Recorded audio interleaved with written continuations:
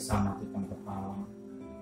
Tiada kata yang manis selain ucapan syukur pada Bapa di surga buat kasih-Mu yang melimpah dalam hidup kami. Kalau hari ini kami bisa bernapas, hari ini kami ada bagaimana ada karena Tuhan. Biarlah kasih yang Kau berikan kami tidak sia-siakan. Dengan mesbah keluarga, mesbah pribadi, kami naikkan pujian penyembahan, naikkan doa sapa, dan lebih pada Tuhan kami juga rindu untuk dengarkan dan Tuhan firman. Pakai hamba-Mu, urapi hamba-Mu, urapi kami. Roh Kudus, lembutkan hati kami, sehingga butir firman-Mu menjadi berkat buat kami. Haleluya. Amin. Shalom. Pagi. Mari kita akan membaca Yeremia pasal 9 ayat pertama sampai ayat yang ke 26.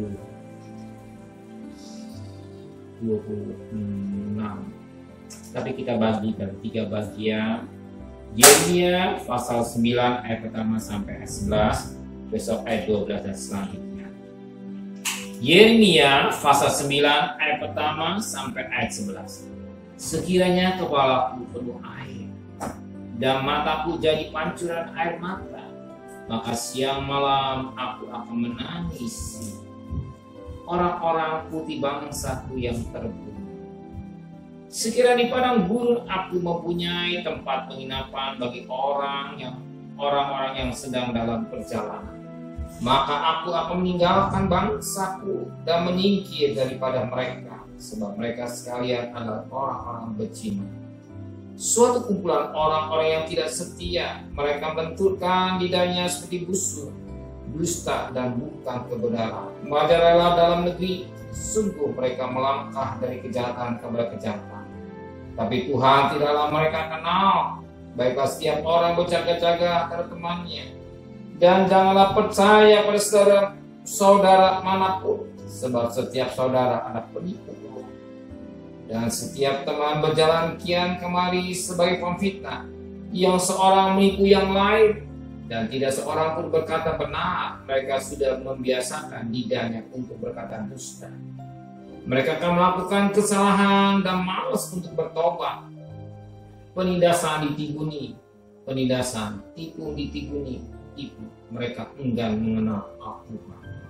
Sebab itu begini firman Tuhan semesta alam, sejujurnya aku mau melebur dan menguji mereka. Sebab apakah lagi yang dapat kau lakukan terhadap putih umatku? Dan mereka adalah anak mana yang membunuh, perkataan dari mulutnya adalah tipu. Mereka berbicara damai dengan temannya, tetapi dalam hatinya mereka merancang penghadang terhadapnya. Masakan aku tidak menghukum mereka karena semuanya itu? Demikian firman Tuhan. Masakan aku tidak membalas dendamku kepada bangsa yang seperti ini? Menangis dan merintihlah karena gunung-gunung, dan meratakan karena padang rumput di gurun. Sebab semuanya sudah tandus sampai tidak ada orang yang melintasinya, dan orang tidak mendengar lagi suara ternak. Baik burung-burung di udara maupun binatang-binatang semua terlari dan sudah lenyap. Aku akan membuat Yerusalem di timbunan puing, tempat persembunyian dan serigala. Aku akan membuat kota-kota Yehuda menjadi sunyi sepi, tidak penduduk lagi. Luar biasa firman Tuhan yang kita dengar dibaca hari ini. Bagaimana sampai sedemikian rupa kembali Yeremia menangis. Tangisannya bukan sekedar tangisan yang biasa.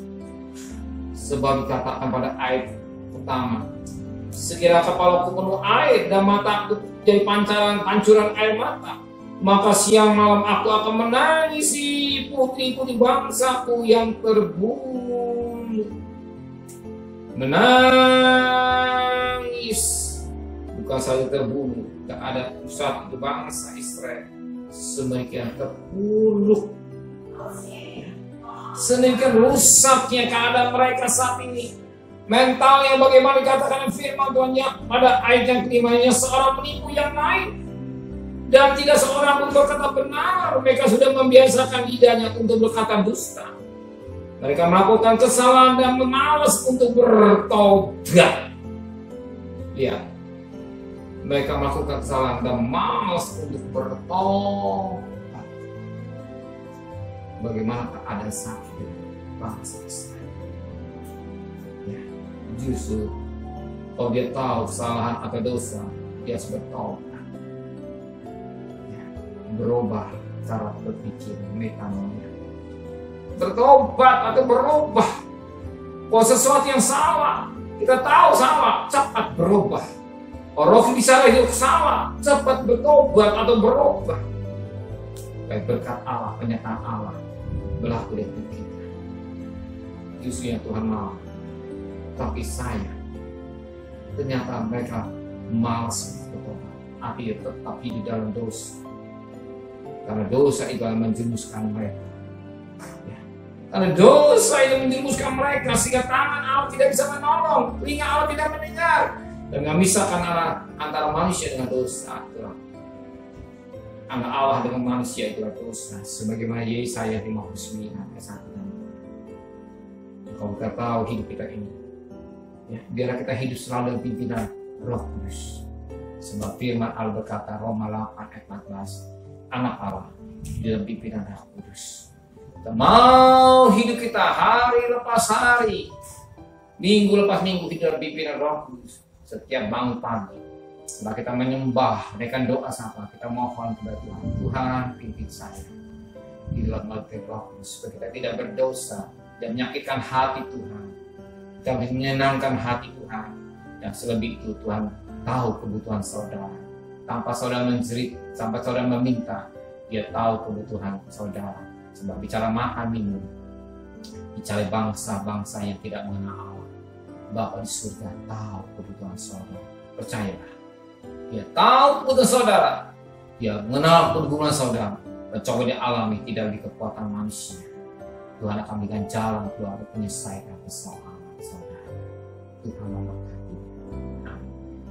Benar Bapa di surga, jangan kami seperti bangsa Israel malas bertobat. Biar kalau kami ada salah, kami tetap langsung berubah. Biar mau hidup dalam pimpinan Roh Kudus. Kami rendah hati di bawah kaki Tuhan, selalu membawa hidup kami yang tidak benar melalui firman, melalui hidup kami, baik kami dapat tidak cacat dan celah dalam pemahaman kita. Sucikan hati pikiran kami, sucikan angan kami, perbuatan kami sesuai dengan kehendak Tuhan. Dan kami percaya hari ini kami akan mencari nafkah. Engkau sudah siapkan berkat apa dari Tuhan kami. Rumah tangga kami tidak dalam persekutuan. Kami hanya mengandalkan benang komisi. Oleh Rahab perempuan sundal kau pelihara, engkau juga pelihara buat kami. Dan kami juga harus memperhatikan protokol kesehatan semua demi kebaikan kami semua. Biarlah Tuhan. Terima kasih Bapak di surga. Terima kasih Tuhan. Kami kembalikan kami besok pagi dalam keadaan tubuh yang sehat dengan tidak kurang satu apapun juga. Berkati Bapak Presiden, Wakil Presiden, para menteri, para gubernur, para bupati, para wali kota, para camat, para lurah, para RW, para RT, para medis, para relawan, para TNI, Polri, para Polri yang bahkan mereka yang bekerja di depan Tuhan. Berkati kesehatan yang beri, pelihara keluarganya sebagaimana Kau pelihara. Berikan tenaga esa di surga, hikmat yang dari Tuhan, sehingga bisa menyelesaikan peperangan oleh virus corona dan rakyat Indonesia mau taat pada aparat, sehingga melalui ketaatan mereka, melalui protokol sehat, yang sakit semakin berkurang, tapi yang sembuh semakin banyak, dan juga taat untuk divaksin berjalan dengan sempurna.